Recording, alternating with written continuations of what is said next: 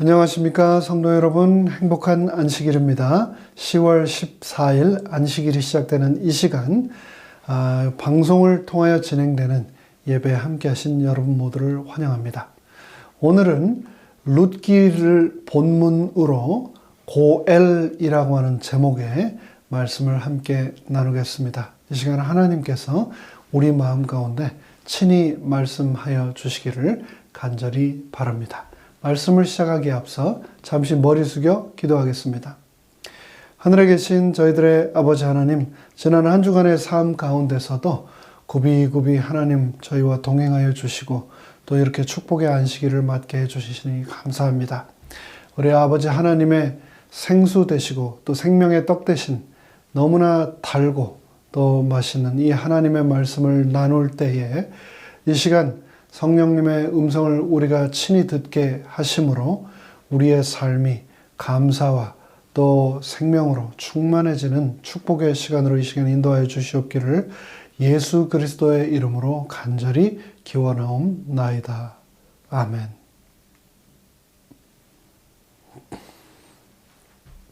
사사르들이 치리를 하던 유대 땅에 흉년이 들었습니다. 성경에서 특별히 사사시대는 성경 그 어떤 시대보다도 기복이 심하고 정치적으로 또 종교적으로 안정이 되지 못했던 시대였습니다. 매우 혼란스러운 시절이었습니다.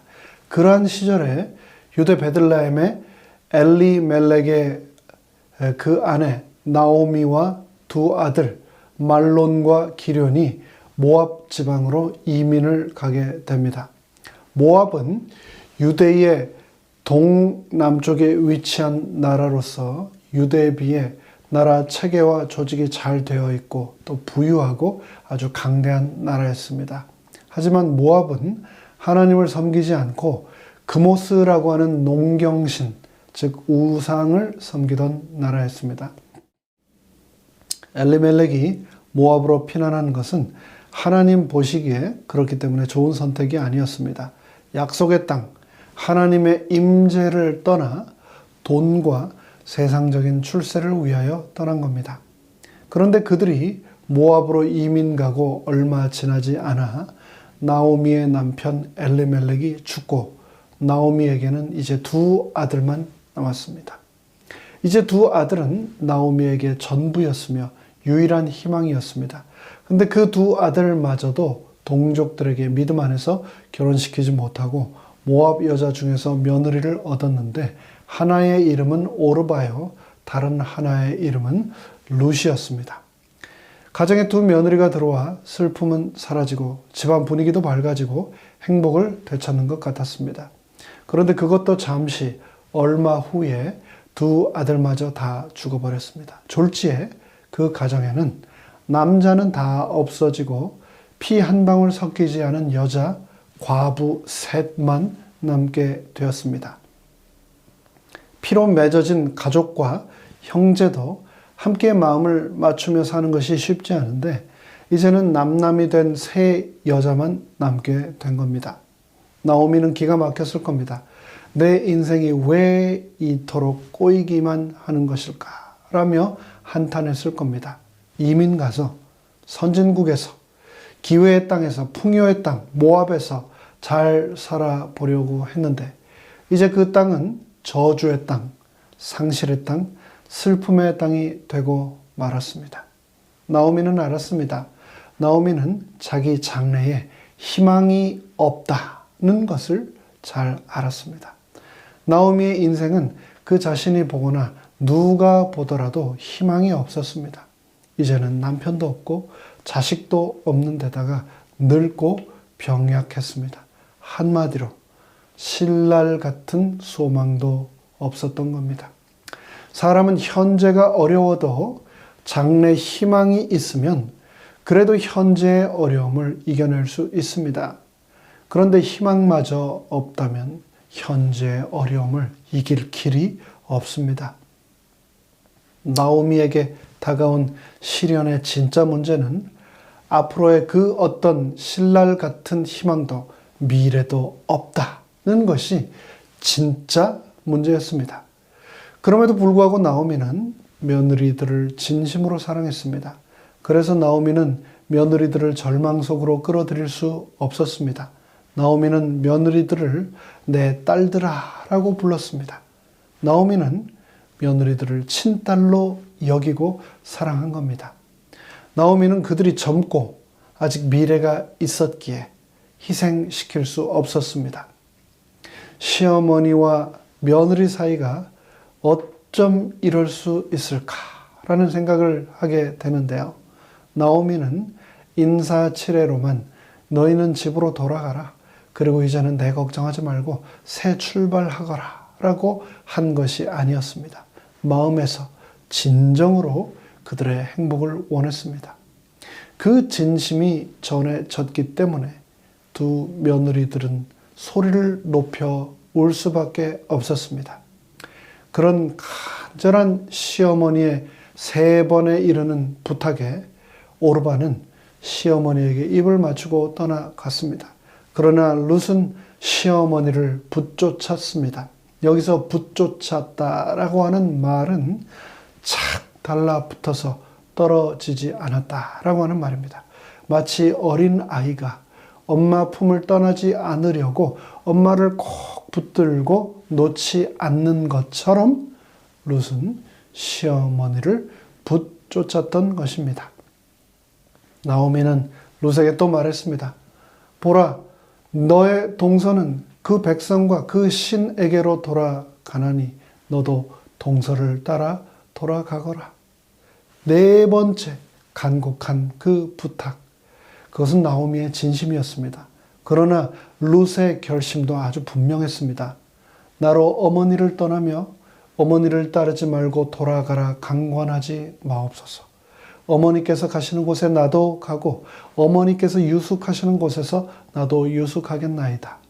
어머니의 백성이 나의 백성이 되고 어머니의 하나님이 나의 하나님이 되시리니 어머니께서 죽으시는 곳에서 나도 죽어 거기 장사될 것이라. 롯은 절대 시어머니를 떠나지 않겠다고 말하고 있습니다. 살아도 시어머니와 함께 살고 죽어도 시어머니와 함께 죽겠다고 했습니다. 롯은 어머니의 하나님이 나의 하나님이 되신다라고 했는데 롯이 말하는 시어머니의 하나님은 어떤 하나님이신가요? 나오미의 말을 한번 들어봅시다. 여호와의 손이 나를 치셨고 전능자가 나를 심히 괴롭게 하셨음이라.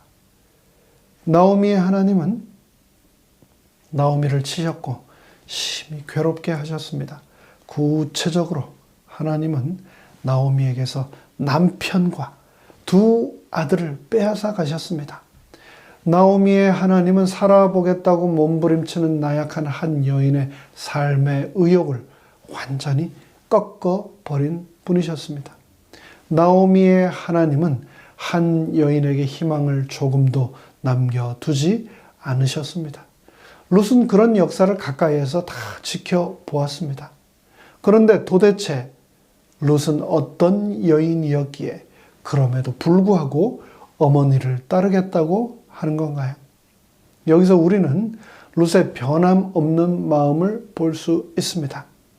룻은 한 번 맺은 관계를 끊지 않았습니다. 룻이 처음 그 집에 시집 왔을 때는 그 집이 그래도 유복했습니다. 남편도 있었고 재산도 있었습니다. 그런데 남편도 죽고 재산도 다 없어졌습니다. 룻 개인으로서는 그 집에 있어야 할 근거가 이제 하나도 없게 되었습니다. 그런데도 룻은 그 마음을 변치 아니하고 그 집에 남았으며 아무런 보장 없는 시어머니를 따랐습니다. 룻의 마음은 충성 그 자체였습니다. 룻은 자기 유익을 따라 기회주의적으로 살지 않았습니다. 상대방의 형편에 따라 그 마음이 변하지 않았습니다. 상대방의 형편이 어떠하든지 한 마음을 그녀는 가졌던 겁니다. 그런 룻은 홀로 남은 나오미의 가장 가까운 친구이요, 제일 어려울 때의 도움이요, 또 힘이었습니다. 룻은 절대 믿을 만한 여인이었습니다. 하나님께서는 그런 룻을 귀하게 여기시고 하나님의 역사 속에서 귀하게 쓰셨으며 그래서 역사 속에 이름이 길이 남게 하셨습니다. 룻이 시어머니 나오미에 대하여 마음이 변치 않았던 것은 시어머니에 대한 며느리의 의무감 때문이 아니라 진정한 사랑 때문이었습니다. 룻은 시어머니 나오미를 자기 목숨같이 사랑했습니다. 나오미 또한 며느리 룻을 지극히 사랑했습니다. 서로 진심으로 아꼈습니다. 서로 자신의 유익이나 행복보다는 상대방의 행복을 먼저 생각했습니다. 룻은 시어머니를 자기 목숨같이 사랑했기 때문에 남편 잃고 두 아들마저 잃은 시어머니를 홀로 두고 돌아설 수 없었습니다. 룻은 시어머니를 홀로 두고 돌아서면 시어머니는 어떻게 되나 생각하니 돌아설 수가 없었던 겁니다. 룻은 늙은 시어미를 따르면 내 인생은 어떻게 되나를 먼저 생각하지 않고 내가 떠나면 혼자 남게 되는 어머니는 어떻게 되나를 먼저 생각한 것이죠. 두 여인은 세상에서 모든 것을 잃은 것처럼 보였습니다. 겉으로 볼 때 가장 불행해 보이는 두 여인에게 가장 중요한 것 한 가지가 남아 있었습니다. 바로 사랑이었습니다. 홀로 남은 두 여인은 서로를 자기 목숨같이 사랑했습니다. 그리고 그 사랑은 가장 어려울 때 빛을 발했습니다. 모압 여자인 룻이 도대체 어떻게 그런 신앙을 갖게 된 것일까요? 성경은 이것에 대해서 직접적으로 설명해 주지는 않습니다. 그러나 나오미는 자부들에게 이야기할 때 여호와 혹은 전능자라고 하는 단어를 1장 속에서만 무려 7번이나 사용합니다. 대화의 주어에서 여호와 하나님이라고 하는 단어를 7번이나 사용한다는 것이 의미하는 바가 무엇일까요? 남편이 죽을 때도 자신의 아들들의 죽음 앞에서도 하나님을 불렀던 나오미. 모든 것을 다 잃어버리고 희망이 없어 좌절하여 주저앉아 울고 싶던 그 순간까지도 내 삶이 하나님께 있노라. 내 운명이 하나님께 있노라. 내 미래가 하나님께 있노라. 하나님만이 나의 희망이시라고 고백하며 하나님과 동행하는 시어머니를 통해 룻은 하나님을 만날 수 있었던 겁니다. 룻기는 성경 66권 중에서 여자의 이름으로 기록된 2권의 성경 중 한 권입니다. 그 한 권이 바로 지난 안식일 살폈던 에스더이고요. 바로 오늘 살피는 바로 이 룻기가 두 번째로 성경의 여자 이름으로 기록된 여자의 이름이 성경의 이름이 된 두 번째 책입니다. 룻기는 4장 85구절로 이루어진 짧은 책입니다. 지난주 말씀드린 에스더서는 이방 남자와 결혼한 유대 여자의 이야기이고 룻기는 오늘 말씀드리는 룻기는 유대 남자와 결혼한 이방 여자의 이야기입니다. 에스더서는 하나님의 이름이 단 한 번도 등장하거나 언급되지 않으면서 전지전능하신 하나님이 그 어떤 책보다도 더 높여진 책이었습니다. 오늘 룻기의 가장 큰 특징은 무엇보다도 사랑이라고 하는 말을 단 한 번도 쓰지 않았지만 그럼에도 불구하고 가장 아름답고 드라마틱한 사랑의 이야기가 기록된 책입니다. 이 룻기가 우리에게 주는 세 가지 교훈을 또 짧은 이 시간 함께 살피겠습니다. 첫 번째, 룻기가 우리에게 주는 교훈은 올바른 선택을 하라는 것입니다. 그렇습니다. 룻기는 선택의 책입니다. 나오미의 남편 엘리멜렉은 흉년 중에 하나님의 뜻보다는 풍성한 이방의 땅을 선택함으로 실패했습니다. 나오미는 남편과 아들들이 다 죽은 후 하나님의 땅 베들레헴으로 돌아가겠다고 선택했습니다. 며느리 오르바는 시어머니를 선택하지 않고 자신의 고국과 새 남편, 자신의 행복을 선택했습니다. 롯은 자신의 행복을 포기하고 시어머니와 그 하나님을 선택하고 베들레헴으로 돌아오기로 선택했습니다. 세월호 선장 이준석은 순간의 선택을 잘못하여 294명을 죽이고 36년형을 선고받았고, 일본 영사 스기하라는 소신 있는 선택을 하여 죽음의 위기에 처한 유대인들을 비자를 발급해줘서 6,000명이나 되는 유대인을 살려냈습니다. 우리 일생에 정말 중요한 선택이 무엇일까요? 직업의 선택 중요합니까? 그렇습니다. 직업의 선택 중요하죠. 학교에서 전공의 선택 중요합니까? 물론이지요. 그렇다면 배우자의 선택은 어떻습니까? 어디에서 살지의 선택은, 어떤 음식을 먹을지, 어떤 차를 살지, 어떤 책을 읽을지, 어떤 사람을 만날지. 인생의 대부분은 선택의 결과입니다. 하지만 이 세상에서의 그러한 선택들은 이 세상이 끝나면 다 사라지고 맙니다. 하지만 영원토록 유효한 중요한 선택이 있는데, 그것은 바로 하나님을 선택하는 것입니다. 룻은 바로 하나님을 선택하였습니다. 중국 역사에 보면 위나라가 제나라를 공격했을 때 한 여인이 두 아이를 데리고 도망을 가는데, 한 아이는 업고 한 아이는 손을 잡고 뛰다가 잡히자 업었던 아이를 내려놓고 손에 잡았던 아이를 안고 뛰었다고 합니다. 그 모습을 보던 위나라 장군이 그 여인을 데려다가 물었다고 합니다. 왜 시간이 급한데 업고 가던 아이는 내려놓고 손에 잡고 가던 아이를 들고 뛰었는가? 그러자 그 여인이 말하기를, 업은 아이는 내 자식이고 손에 잡고 가던 아이는 형님 댁의 아이입니다. 형님 아이를 데려오면서 약속하기를 반드시 이 아이를 살려서 데려오겠다고 약속하였기 때문에 그 약속을 지키기 위해 업었던 내 아이를 내려놓았습니다. 라고 말을 했습니다. 이 말을 들은 위나라 장군은 그 자리에서 즉시 군대를 돌려서 그냥 돌아갔다고 합니다. 약속을 지키는 신뢰가 있고 아름다운 선택을 감당하는 백성과 싸우면 승산이 없다라고 그는 결론을 내렸던 겁니다. 하나님께서는 하나님을 선택할 때 그 선택을 통하여 우리를 축복하십니다. 인생이 불공평해 보일 수 있습니다. 정말 내 인생이지만 내 마음대로 선택할 수 있는 것이 실상은 별로 없기 때문입니다. 내가 한국 사람으로 태어난 것, 내가 이런 누런 피부색을 가지게 된 것, 내가 1900년대에 태어나서 지금 이 2000년대를 살아가는 것, 내가 한 선택 하나도 없습니다.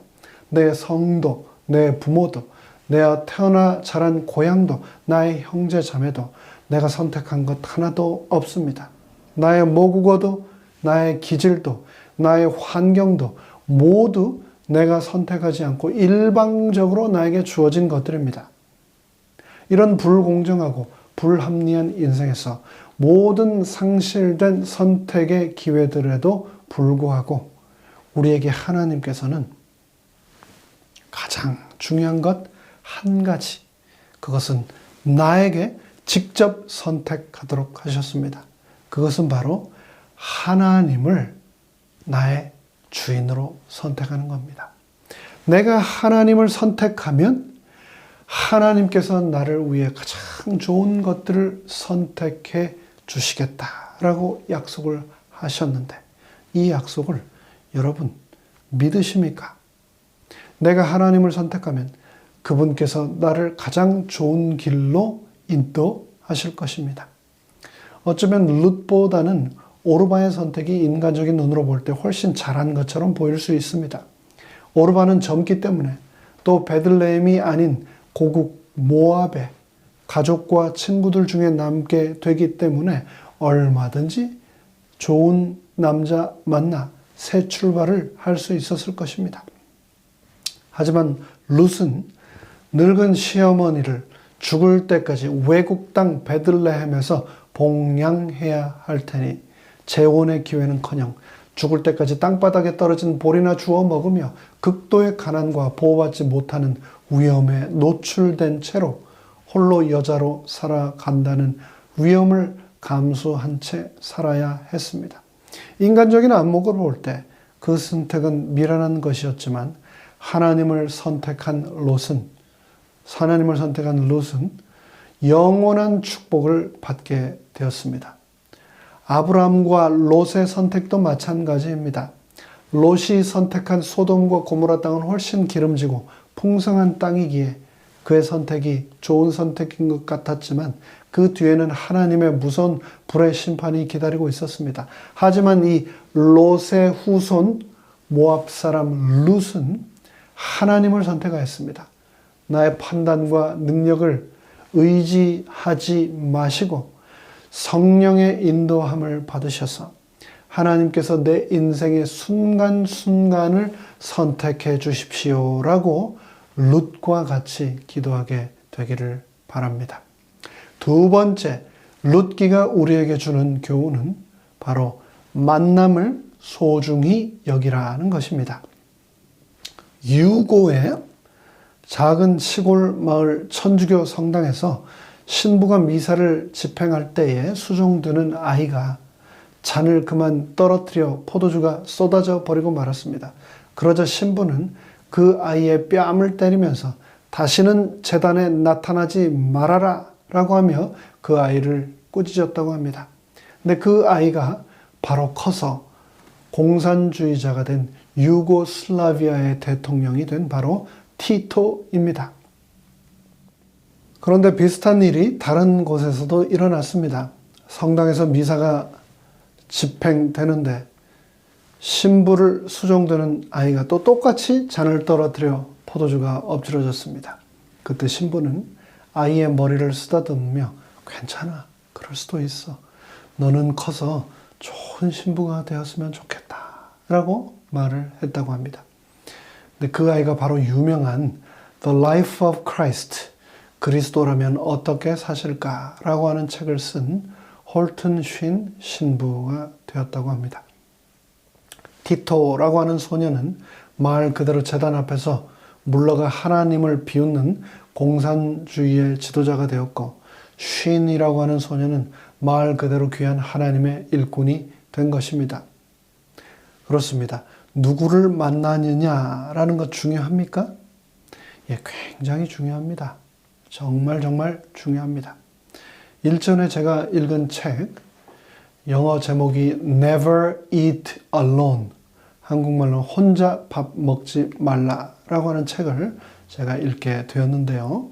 이 책의 저자인 키스 페라지는 펜실베니아의 가난한 노동자 가정 출신의 자녀로 태어났지만 자신이 만난 모든 사람들을 소중한 인연으로 생각하고 성심성의껏 대함으로 그들에게서 도움을 받아 예일대와 하버드 MBA를 거쳐 마케팅 회사의 CEO로 자리 잡기까지 자신의 그 모든 경험을 이 책으로 출판하게 되었는데요. 그가 말하기를, 첫째, 세상에 불필요한 만남은 절대 없다. 그리고 두 번째, 중요한 것은 무엇보다도 자신의 필요를 채워줄 수 있는 사람을 찾기보다는 자신이 베풀 수 있는 사람이 되어야 함을 기억하고 받는 것보다는 잘 주려고 노력함으로 인생의 참된 성공을 누리라고 그는 강조하고 있습니다. 그런데 이 페라지의 책이 출간되기 수천 년 전에 이미 룻기는 만남이 얼마나 중요한 축복의 통로인가를 우리에게 말해줍니다. 모압 여인 룻은 시어머니 나오미와 베들레헴으로 돌아오자마자 이삭 줍기를 위해 우연히 밭에 나가서 일을 하게 되었는데 그 밭이 기업 물을 자 중에 하나인 보아스의 밭이었습니다. 우리가 생각하기에는 우연이지만 그것은 하나님이 미리 다 계획해 놓으신 것들이었습니다. 세리 삭개오는 뽕나무 위에서 극적인 예수 그리스도와의 만남을 통해서 변화된 삶을 살게 되었습니다. 가늠하다가 현장에서 붙잡혀 죽게 된 여인도, 남편을 5이나 두었던 사마리아 우물가 여인도, 혈루증을 앓던 여인도, 고기를 잡던 베드로도 모두 예수님과의 만남을 통해서 변화된 새 삶을 누리게 되었습니다. 누가 룻을 그 밭으로 인도했을까요? 누가 보아스를 그날 룻이 자기 밭에서 이삭을 줍게 된 그 첫날에 그곳에 오게 하였을까요? 정말 이 모든 것이 우연이었을까요? 우연이라고 룻은 생각하였지만 사실은 룻을 사랑하시는 하나님이 특별한 계획을 가지고 룻을 그곳까지 인도하셨던 겁니다.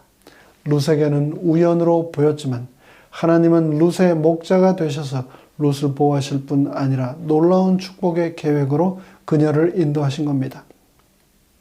그렇습니다. 그리스도인에게는 우연이라고 하는 것은 없습니다. 돌아보면 인생의 구비구비가 하나님의 계획이시고 축복의 섭리이심을 우리 모두 고백할 수밖에 없지 않던가요? 세 번째, 우리가 또 룻기를 통해서 배울 수 있는 교훈은 바로 돌아가라는 것입니다. 하나님께로 돌아가라는 겁니다. 우리가 망각하는 사실 중 하나는 무엇인가 하면 문제에 직면하면 잘못된 것을 발견하면 그곳에서 즉시 돌아서야 한다는 것을 잊는 겁니다. 나무도 옮겨 심으면 뿌리를 내리고 자리를 잡을 때까지 몸살을 하는데 사람은 오죽하겠습니까? 이민 가서 모든 것을 다 잃고 또 다시 역이민을 오기까지 나오미가 모압에서 고향 베들레헴으로 돌아갔을 때 고향 사람들은 10년 만에 폭삭 늙어버린 나오미를 보고 놀랐습니다. 이 사람이 정말 나오미냐라고까지 말했습니다. 베들레헴을 떠남으로 나오미는 6가지를 잃었습니다. 첫째 남편을 잃고, 둘째 자식을 잃고, 셋째 아름다움을 잃고, 네 번째 젊음을 잃고, 다섯째 즐거움을 잃고, 마지막 6번째로 하나님의 보호하심까지 잃었습니다. 1장 20절에서 21절까지 보면 나오미가 그들에게 이르되 나를 나오미, 기쁨, 즐거움이를 뜻하는 이 나오미라고 칭하지 말고 나를 고통이라고 하는 뜻의 마라라고 부르라, 칭하라. 이는 전능자가 나를 심히 괴롭게 하셨음이니 내가 풍족하게 나갔더니 여호와께서 나로 비어 돌아오게 하셨느니라. 여호와께서 나를 징벌하셨고 전능자가 나를 괴롭게 하셨거늘 너희가 어찌 나를 나오미라 칭하느냐 라고 기록하고 있습니다. 룻기 1장에 보면 돌아가다라고 하는 단어가 또 무려 8번이나 나옵니다. 나오미가 말할 때마다 돌아가야 된다, 돌아가야 된다 라고 이야기하는 까닭은 무엇일까요? 그녀는 자신의 인생과 가정에 불어닥친 어려움의 원인이 자신이 하나님을 떠났기 때문이라는 것을 잘 알고 있었습니다. 나오미는 이제 흉년이라는 어려움을 통해서 하나님 백성답게 살도록 가르치시기 위하셨음에도 불구하고 그 메시지를 듣는 것보다는 눈앞에 보이는 고통과 아픔을 피하여 쾌락과 즐거움을 선택했던 자신의 삶과 자기 가정의 선택이 잘못되었음을 깨닫고 하나님께 돌아가기로 결심한 것입니다. 영적인 하나님의 은혜보다는 육적인 것에 더 관심이 있었고 자녀들을 하나님의 후손으로 기르는 것보다는 세상적으로 출세하고 부를 얻는 것이 최고라고 가르쳤습니다. 하나님 앞에서 자기의 삶을 돌아보는 나오미는 이제 나는 돌아가리라고 결심합니다. 여기서 나오미의 홀로 서기에 놀라운 모습을 볼 수 있지 않습니까? 인간은 서로를 의지하면서 살도록 되어 있습니다. 특히 여인들은 더합니다. 여인들은 평생 새 남자를 의지하고 살아야 한다라고 하며 옛날 한국에서 삼종지도, 어릴 때는 아버지, 젊어서는 남편, 나이 들어서는 아들을 따라야 한다라고 가르치곤 하지 않았습니까? 그런데 나오미의 상황은 더욱더 절박했습니다. 의지할 사람이, 의지할 남자가 하나도 없었기 때문입니다. 나오미의 이런 모습을 토마스 풀러라는 학자는 풀빛 주석에서 이렇게 설명합니다. 여자는 남자보다 연약한 존재이며 여자 중에서도 노년기의 여자는 더욱 약하다. 그 중에서도 과부는 더 불쌍하며 거기서 가난한 과부는 더더욱 측은하다. 나아가 가난한 노년기의 과부 중에서도 자식이 없는 사람은 더욱 처량하며 그것도 먼 타국에서 객이된 자식 없는 가난한 노년구의 과부는 실로 가련하며 불쌍하다. 진정 욥이 남자 중 가장 많은 고난을 겪었다면 나오미는 여자 중 가장 처량한 지경에 빠진 여자라고 묘사했습니다. 그녀가 고향으로 돌아갈 때 재기할 힘도 나이도 돈도 가족도 그녀에게는 아무것도 없었습니다. 유일하게 자신을 돕고 봉양할 남은 두 사람 며느리들을 돌려보내려 했습니다. 신체적으로 연약하기에 며느리들의 도움을 받아야 하는 연령이지만 홀로 서기를 하겠다고 하는 겁니다. 그 이유가 무엇입니까? 내 남편 의지하고 내 돈 의지하고 내 자식 의지했던 데서 돌이켜 이제 하나님만 의지하는 삶을 살겠다고 하는 그녀의 결단이 며느리들도 돌려보내며 그 누구도 의지하지 않고 하나님만 의지하며 하나님께로 돌아가겠다라고 하는 결심을 하게 만든 겁니다. 호세아 선지자는 이렇게 말합니다. 오라 우리가 여호와께로 돌아가자. 여호와께서 우리를 찢으셨으나 도로 낫게 하실 것이요 우리를 치셨으나 싸매어 주실 것임이라. 여호와께서 말씀하시되 너희의 죄가 주홍 같을지라도 눈과 같이 희어질 것이요 진홍같이 붉을지라도 양털같이 희게 되리라. 이제 말씀을 마무리하겠습니다. 우리는 룻기를 통하여 하나님은 우리에게 첫째 올바른 선택을 하라. 두 번째 만남을 소중히 여기라. 그리고 세 번째 하나님께로 돌아가라 라고 하는 메시지를 주셨습니다. 이 교훈들을 통하여서 우리가 누릴 수 있는 최고의 축복은 바로 변화입니다. 룻기의 시작을 보시면 세 명의 죽음, 바로 엘리멜렉, 말론, 기련의 스토리부터 시작되지만 마지막에는 오벳과 이새와 다윗 세 명의 역사적 탄생으로 끝납니다. 장례식 집이 잔치집으로 변했습니다. 절망이 희망으로 변했습니다. 장례식으로 시작된 스토리가 혼인잔치, 아름다운 결혼잔치로 변했습니다. 한 가난한 모압 여인의 이삭 줍기, 절대 빈민의 삶에서 시작되어 풍요로운 삶, 귀족의 부인이 되는 삶으로 스토리가 변했습니다. 슬픔이 기쁨이 되었습니다. 신라를 갔던 희망조차 없던 이방인 과부가 다윗의 증조 할머니가 되고 메시아의 조상이 되었습니다. 창세기 5장에는 아담의 족보가 나오고 마태복음 1장에는 예수 그리스도의 족보가 나옵니다.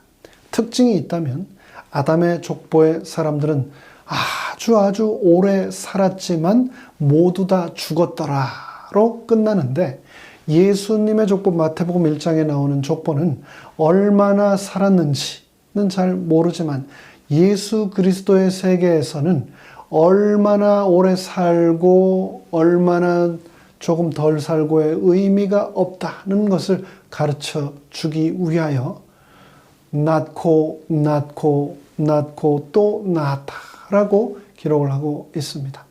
예수 그리스도 안에서 누리는 최고의 축복은 소망의 세계에서 사는 것입니다. 예수님께서 공생애를 시작하시면서 제일 먼저 베푸신 이적은 바로 가나의 혼인잔치에서 보여주신 물이 포도주가 되는 변화였습니다. 구주이신 예수님은 죽을 수밖에 없는 죄인인 우리를 변화시켜 주실 수 있는 유일한 분이십니다.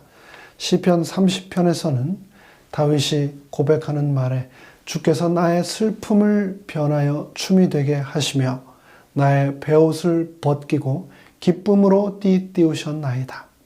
하나님께서는 슬픔과 절망과 가난과 죽음으로부터 롯을 변화시켜 주신 것처럼 나의 삶도 평강과 풍성함과 행복과 소망과 생명으로 변화시켜 주실 것입니다. 고엘은 가장 가까운 친족으로서 어려움을 당한 가족을 구해줄 의무와 권리가 있는 자를 말합니다. 기업을 물은다는 것은 사람이 가난하여 땅을 팔았거나 빚 때문에 종으로 팔려갔을 경우 그 땅값과 몸값을 대신 물어주고 그 사람을 자유케 해준다는 것을 말합니다. 게다가 그 사람이 아들이 없어 대가 끊기게 될 경우 미망인과 결혼하여 아들을 낳아주고 그 아들에게 빼앗겼던 토지를 모두 찾아서 물려주므로 대가 끊기지 않게 이어지게 해준다는 것을 의미합니다. 심지어 가족이 억울하게 죽었을 경우 그 살인자를 죽임으로 원수를 갚아주는 것, 이 모든 것이 바로 고엘의 의무였습니다. 그렇다면 내 인생에도 고엘이 있을까요? 고린도전서 6장 19절은 말합니다.